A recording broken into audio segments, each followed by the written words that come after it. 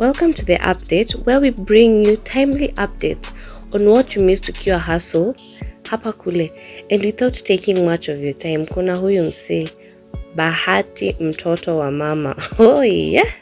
Wase. Bahati amerudi. Alikuwa break. But kuna vile inakaa pia ni kama ameingia kwa breakup na Auntie Mado. Let me tell you why. So after months of break from the music, ni kama mwaka hivi, Bahati amerudi na banga ingine seti. Yani, iseti tu na usiniseme kwa mama.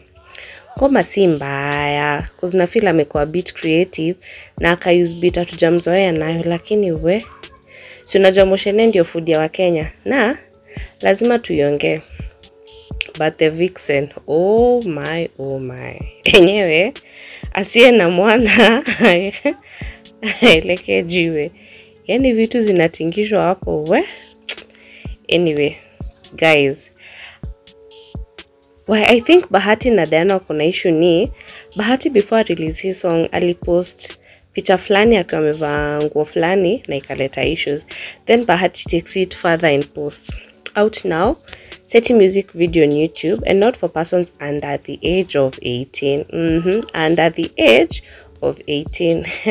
So, my fans decided to react before Diana and one of them sarcastically shatalamasika.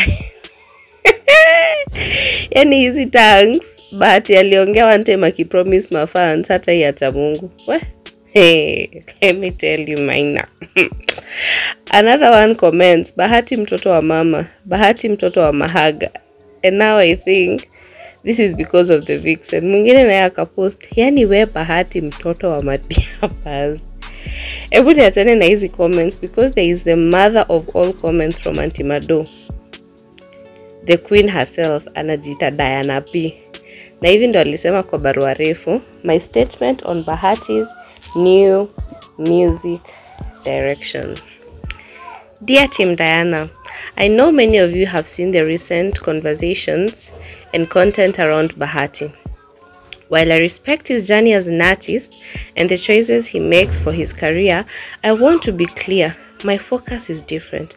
I am fully committed to my business, my partnerships, and the brands that trust me. That means carrying myself in a way that reflects responsibility, growth, and the values I stand for. Out of respect for my family, my partners, and the people who look up to me, I will not be involved in the direction Bahati has recently taken in his music. I believe in supporting one another, but I also believe in protecting my brand and the spaces I'm building. Thank you all, my supporters and partners who continue to walk this journey with me. Yours, Diana Marwa. Now guys, let me get your views on this.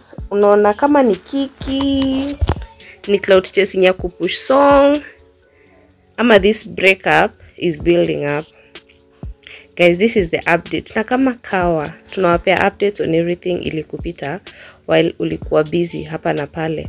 Why don't you subscribe to this channel as we make it our supreme home of trends? Guys, I love you and see ya on the next update. Ciao.